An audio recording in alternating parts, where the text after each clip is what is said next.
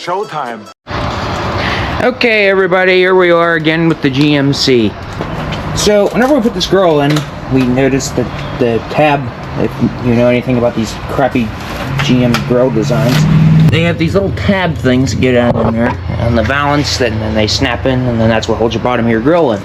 Well, the one over there broke, so the side of the grill was, so the side of the grill was kind of popping out. I'm gonna make a necklace. What are you doing? I am, and it's hard to see because it's really, really dark in here, but I'm taking the part that snaps into this part, because this part went on the lower valance, and then there was a like an arrowy thing coming in with a hole in it. So what I'm doing is eliminating this part that snaps, and I am zip tying the actual hook to the lower valance to keep it from popping out, because every time you hit a bump it wants to pop forward and it looks like shit. So I'm going to fix it with zip ties, and so far it's working out. I already got one on there and it's rigid, so I'm going to put a second one on there because why not? And then I'll put the parking light back in, and as long as nobody tells anybody, it fit perfect the first time. Shh. So while he's been doing that, I have been starting to disassemble interior things, and I have the rear seat unbolted, and I just finished taking this buckle out of that hole because I tried pushing them down through. They didn't want to go, so I just unbolted it from the floor and so got to do the same thing for that one, and then I should be able to come take the rear seat out of that side. And then the rear seat should be out, and I can work on taking these seat belts out. Okay, I got the back seat out of here. Now I need to do some cleanup because there's a whole bunch of dirt and stuff, and then 15,000 gauge clusters and spare tire jacks, and yeah, so go that game. So and I'll yank these seat belts out of here and get that spare tire thingy out of here, because we have right side assistance, so we shan't be changing those spare tires along the side of the road, plus we don't have one. Okay, I picked up some of this random crap that was lying around back here. I got one seat belt completely out. This one was kind of a slow and steady process, trying to make sure that it didn't like either break in the floor or round off or something, because GM in their infinite wisdom uses Torx bolts to hold their seat belts down, which honestly I think this was the worst corner, because this is the side that cab bolt broke. Other one looks like it should be okay, so I'll rip that out and pop these sill plates out, get these C-pillar trims out and stuff. Okay, as you can tell, I got this whole back plastic pieces ripped apart. So the sill plates, I was able to get this one out just fine. However, I did encounter a problem on this side, that the screws that went down in here, two of the heads were rounded off. So some creative dremeling and some flat screwdrivers later, I did manage to get them out and not destroy the holes, so we just need some new screws, and that should fix that issue. So, and it did suffer a little battle scar in the middle hole, but we don't care, it's not a show truck. So everything back here is pretty much done, so I should be able to lift the carpet up to pretty much where the B-pillars end here, and then should do it for back here. Okay, our dash that has been sitting in the house for a couple months now is in here. Now, this is not a year correct dash, because if this was a 97 and up, it would have either an airbag or a cubby hole that occupies this space, but this is a 96 dash, so it has the cup holder things on the top. Now, we're not leaving it burgundy. We're going to paint it. No, there's some duplicolor vinyl paint on the way. It should be here either tomorrow or Wednesday. So we're going to start stripping this thing down tomorrow. Yeah. Taking things off that we know we're not going to need. And which we are probably going to need this, because the one in there's a little screwed up. That's alright. Because unfortunately, the old dash that was broken, we still have the beige glove box and the like holder, these accessory things, the bezel, all this crap we still have. We still have so all that. all we need to do is just paint this outer skin. Correct. Now the only issues with it is there's a little crack there and a small little crack there, but I'm not concerned with that. I'm not even a little bit. never gonna see it. So. Even if you do, I don't care. Wait a minute. Did this come out of a posse truck? No. Sure did. G80. You're concerned about that little crack, but this is what what came out of it. Yeah, exactly. I'm not concerned about it. Which, like these door jamb switches, we need them too. So everything here that is dash related is here. All the ducting system too is actually all still attached in here. So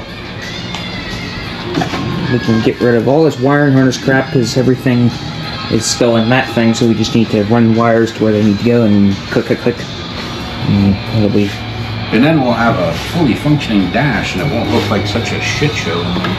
Yeah. Okay, so we ended up taking the ducting system off the back. I'll explain here in a bit, even though it's pretty self-explanatory. But all the front stuff that we could take off is stripped off of it because we have the glove box, ashtray, and stuff for this thing. But we're piling all the parts over here. Now, the reason why we had to take this off is because of this wiring harness. Now, if this was out of a big block four-wheel drive, you could probably just leave this harness in here and just plumb everything where it needs to go. However, this came out of a 350 four-wheel drive, and it has all the airbag crap, and that's obviously doesn't have any airbag crap, and it's big block truck, so we're just going to pull this harness out, and pull the harness out of that thing, and then put that harness back in and here. then put the ducting crap I paint the dash, wherever it went. Put the ducting back on, and just throw the whole thing in one shot. Yeah. Okay, the wiring harness has been stripped out of this dash. Yeah, it's not a bare block now. Yeah. So tomorrow we'll finish taking like the front parts of interior things out and then take the wiring harness out of that thing and adapt it to this. And Johnny's gonna make his debut in like 50 episodes. So he's been busy. Yeah, he's been working on his own thing. So. Come back tomorrow. Okay, so we have ripped the wiring harness out of the truck and have it being surgeried on the table, I guess. Explain why we took it out, so people understand why we're because making more work for ourselves. The way that those wires run out of the other harness, they go in the dash behind all of the HVAC ducting, and you can't put the dash in without said ducting, so we have to take some of the like tubing crap off the other one to match this one, because this one has this weird hump thing because of the way that the 97 and up dashes were they had the flat tops on them instead of the cup holders like that one, so it needs to match the contour of that dash. So I'm going to strip some of the crap off of that and put it on here to run it to its respective homes correctly, so that way we can put the ducting system back in. And the paint should be here today, so we can get it painted up and hopefully get it installed tomorrow. Hopefully.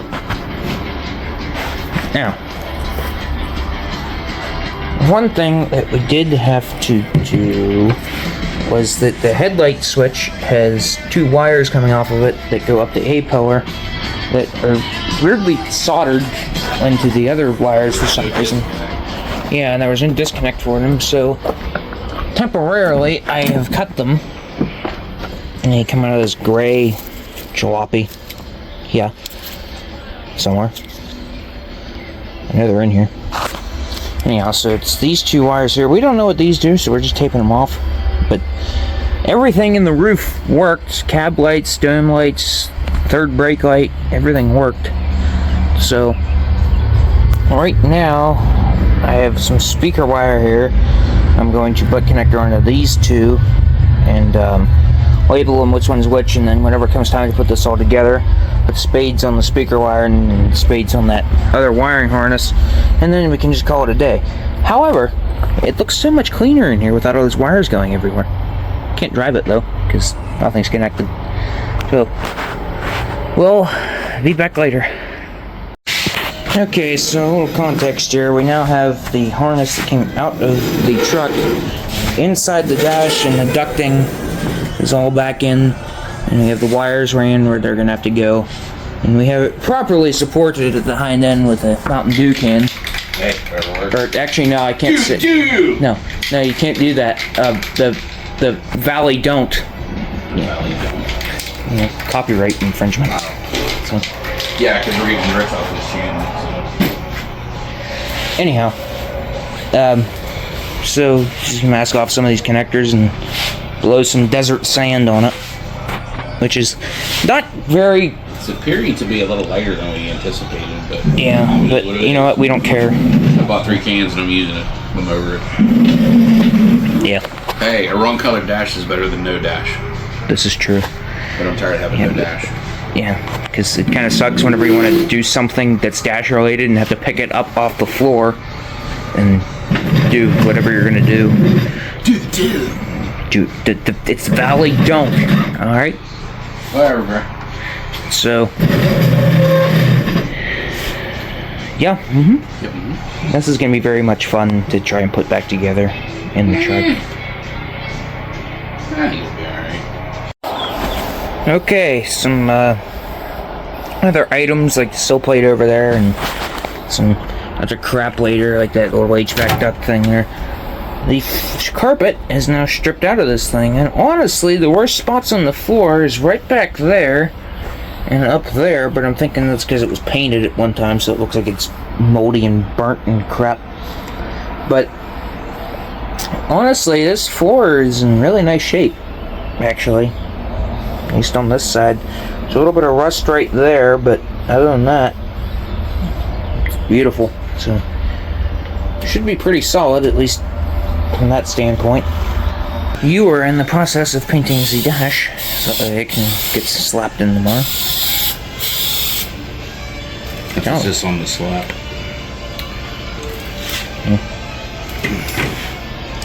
I'm kind of getting over it. This truck has been, what's the word I want to use? Very consuming of our time. Yeah, we got a lot of projects that need to be touched and other things we want to work on. Granted, summer has just begun, but it's still it's gonna blow. Day every day we get up, have coffee, work on this till sun goes down. Eat dinner. It's getting old. Yeah. But there is a light at the end of this proverbial tunnel. Alright kids, it's the next day. Dash is dry. Ethan and I are attempting to get it put in here, which if anybody's ever had a dash in or out of one of these things, it's kind of a fight to get everything to line up. But we did get all the hardware in the top. We got the bolts down in the 8-pillar area. Now we gotta work on tightening them up, get the steering column stuff back in place. All the wires are pretty much ran out through their respective holes. Some plugs are plugged in, some are not. The only complaint I have is Duplicolor needs to work on their colors on their website, because they said this was desert tan, and I pulled the picture up on the website and looked, and Desert sand. so I said desert sand. I thought you said tan. Yeah, I heard T there too. Anyway, but this is definitely not that. But you know what? I already bought 3 cans of it and maybe used 2, so I don't really care. Plus, this is going to have gauge cluster, and there is some fancy Escalade wood grainy trim shit that's going to go around there. So when it's all said and done, I really don't give a shit if anybody likes it or not. At least I'll have a dash, right? Yeah. Okay. Lots and lots of connections and stuff later, and we haven't filmed anything since we've got the dash initially in here, to be honest with you. Creative curse words too. Yeah, it's just a lot. But I got the cubby hole in, the HVAC system, radio. I got gauge cluster in. I got the lights and crap loosely connected because they're gonna have to come out to put the bezel in anyway. I got steering column mobile to back up, and that big master connector down there hooked back in. Got the fuse relay box and the bulkhead back together, and I reconnected the battery, so we'll open the door and see if the dome lights actually come on whenever you open the front door. Would you look at that? It's fancy. Are we classy again? We are classy again. I also have a door buzzer now, too. Okay, let's turn on the car. Okay, we have instrumentation. We have a radio. Lower fan doesn't work. I hear that temperature blend door moving. Okay, see what happens. We have real instrumentation. Our drive switch seems to be functioning still. Cargo light is on.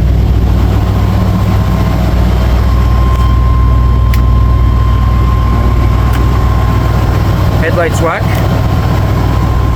Actually, cab lights? Yes. So it seems like everything is still functional as it was, just with a dash instead of just dangling pieces.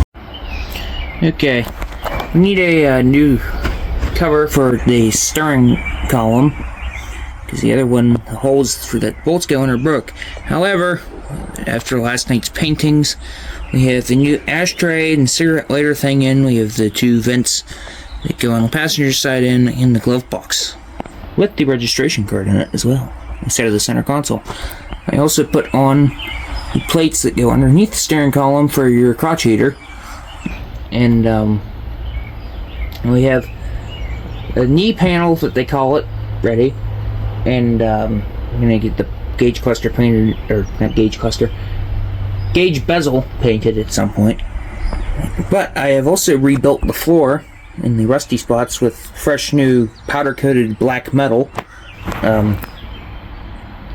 You know, it turned out really nice, so it'll work. Okay, so these were, well, okay, let me start again. These are pieces for the steering wheel that we need because the turn signal stocks for the high beams don't go back far enough. There's also not a lot of room between your hand. So these are spacers and the hub thing that holds the horn button into the steering wheel. These are chrome, however we want them black. So I've used the Scotch-Brite on the WYSI disc and applied some scratch primer. And now I'm going to use Duplicolor interior paint that is gloss black to go pss, pss, pss, pss. And BT dubs, in case anybody's wondering why these are chrome, because I got a steering wheel adapter, the thing that goes on the steering shaft and everything for $40 free shipping. So therefore, you know what? A little bit of effort, a little bit of rattle can, boom. Problem solved. Yep. Okay, kids. So, we are coming to the section where we need to put carpet in the truck. Since the dash is in there and pretty much done, a couple more pieces have to be put on, but it's in there. Now, before you will see a brand new crew cab carpet from ACC. Now, this carpet is gray. The reason why it's gray is because my 93 crew cab, I was going to convert it from blue interior to gray until I realized how much of a pain in the ass that was going to be. So I did try to sell this on Marketplace because I have like embroidered floor mats and everything else. But of course all the basement dwellers didn't want to pay for it. So Duplicolor makes fabric and dash stuff and whatever, and we use that for the dash. But then I got to thinking, why can't we just use like spray paint? So the other day, the kid and I were at Rural King, which if anybody watching this doesn't have a Rural King, it's kind of like a Tractor Supply on steroids. It's way better. Anyway, so they had this, which is a camouflage paint. And there's different, like you have like the olive drab, you have the desert camo or whatever. So what we decided to do is use this as an experiment because we don't know if it's going to work or not. And the gray is pretty close to the interior color. So we thought, all right, so we bought 4 cans of this crap. So what we're going to do is we're going to spray this carpet with this paint to try to get it closer to the original color. Because if you think about it, once the seats are in and the floor mats are in, there isn't really a lot of carpet that you actually see. So therefore, why not? Let's get crazy with it and see what happens. So this is what we're gonna do. Okay, ladies and gentlemen, as you can see, this paint is working out very great. It's actually a pretty good color match. Yeah, this is like literally the first can. We have 4 cans. And it is changing this gray carpet to a beautiful beige tan, whatever, unlike the buttercream that my dash turned into. This probably actually would have worked pretty good on my dash. That's what I was thinking, actually, but a little late now. I don't care.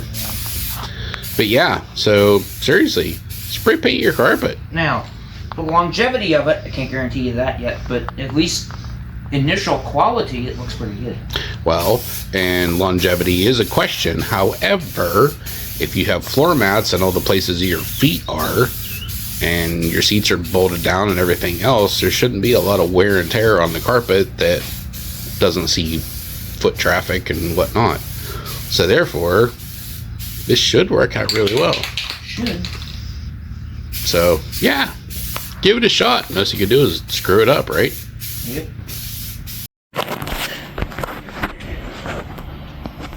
Okay, as it turns out, this camouflage spray paint works out super duper well. It looks like this carpet was tan to begin with. Worked out really good on the vinyl, too. Yes, and if you look at this, it's not like crispy like you'd think paint would be. It's not even tacky. This is like 4 coats of paint, and it's still flexible. And if they even bending it, you don't see any gray. And I just painted right here, and it's like, not even tacky. Like, paint your carpet, people. It's awesome. Yeah. If you have the magic camouflage spray paint. I don't think it's even that. I don't know. But like I said, it's not even tacky. Nope. Like you could probably paint this and immediately put it back in your vehicle after. So if you get an old carpet laying around for something that you don't need, save it. And then if you want to make it a different color, just get some spray paint and boom. I'm honestly thinking it would actually work. Eraser come through it. I'm actually thinking it would probably work out pretty good on some seats too. Nope. At least to give them a refresher. Nope. Not on these ones, but yeah, worked out great. Pause for the racerness.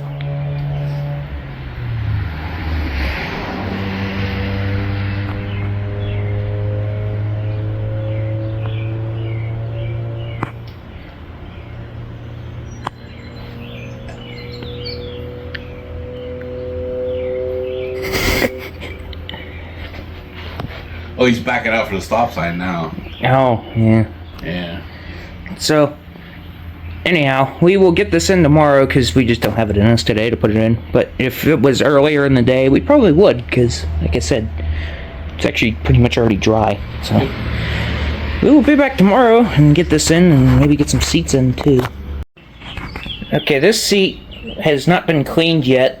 And it's pretty dirty in comparison to this one, which we have cleaned, which is nice and shiny.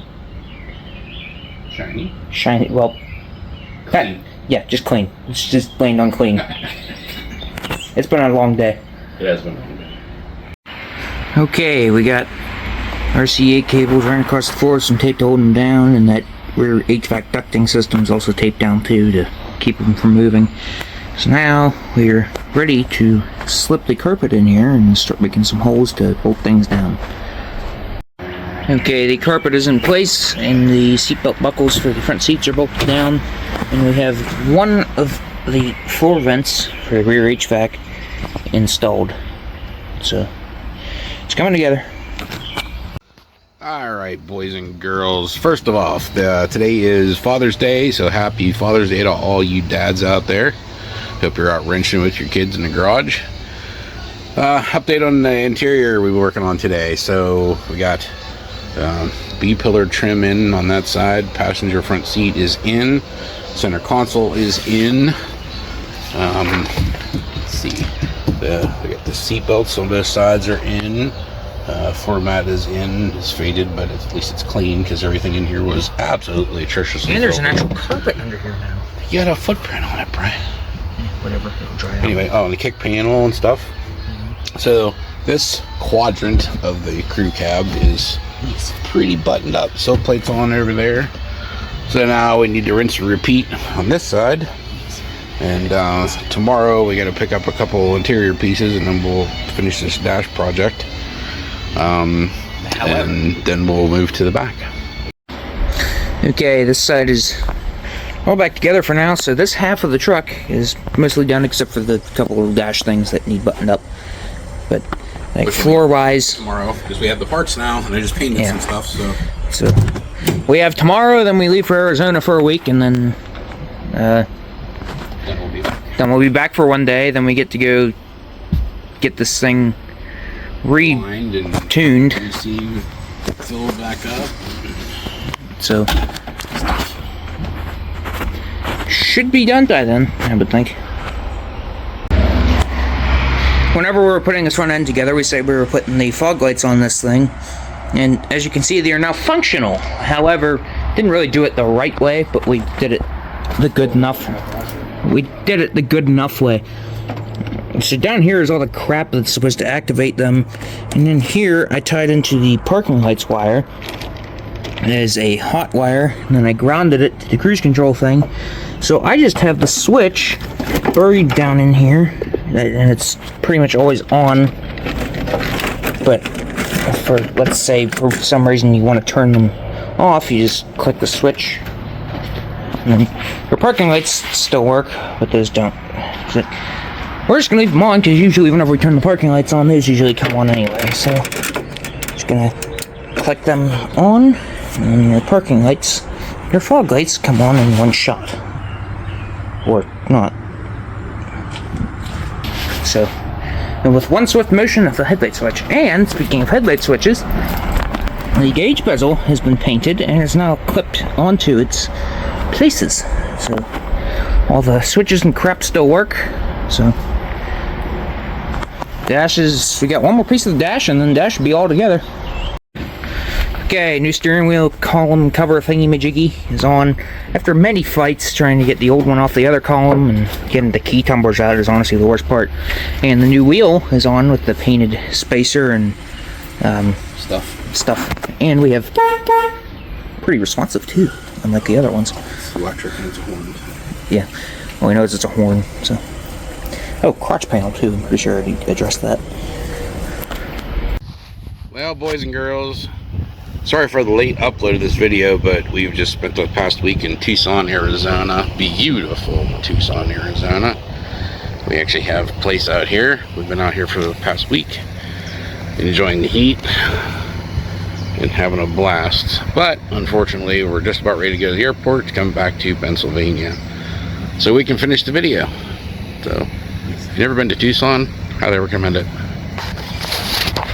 A little longer than a few minutes later. We have the red wire that's over there for the amp is ran all the way under the hood to the fuse block with a 50 amp fuse instead of the typical 30 amp that comes with, plus an inline fuse that goes between where the wire connects to your battery and back to your amp. So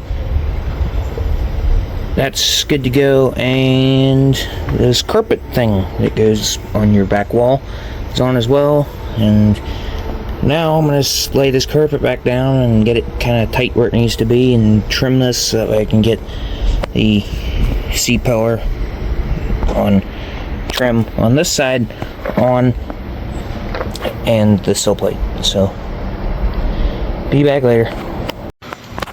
Okay, seat belt in, sill plates, seat pillar trim, all this crap on this side except the seat is done. Studs in the back are poked through. The RCA's and that remote for the amp ran up back side of the carpet, and I get the seat bolts poked in over here. For whatever reason, this does not want to lay flat no matter how hard I try. It's just wrinkled. I don't understand, but you're never going to see it. It's under the seat. So right now I'm just waiting to get the wires ran for the amp so that way I can continue putting things together on that side and rain again. So after a longer fight than it should have been, we got this sub in here after modifying the box to fit around the seatbelt buckles for the back seat. We have also gotten the seat pillar trims in, the roof trim, and the little tabby thing that's over here that slides inside of the seat pillar that holds it up here is broken, so it's going to hang there like that. Which, unless you look at it, it's not super noticeable. This back trim in. Got the ample tuned to how it needs to be for this head unit at least, and everything functions as it should. So I poked the holes for the seats and the seat belt over here. So now I'm going to get the seat ready to get slipped in the back. All right, everybody. Ethan panning the camera around so you can see, since we bought this thing, the interior is finally complete. And dog says bye. And the dog has his seat back now because he claimed that seat since we bought the truck. And the dog wants to go to the pool now. And he does. Yep, now he's up on the side. We have a fully functioning stereo system. We have all the seats, new carpet, a dash. That's pretty neat. With a nice steering wheel too, might add.